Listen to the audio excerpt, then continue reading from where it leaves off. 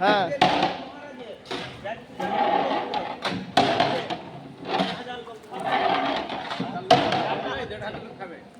আচ্ছা, মহারাজের 1,500 লোক খাবে আজকে।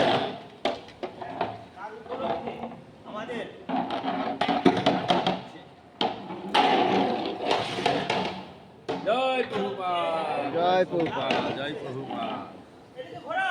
হ্যাঁ আর কি রে, তোর তো দেখা হয়ে গেছে। এগুলো হবে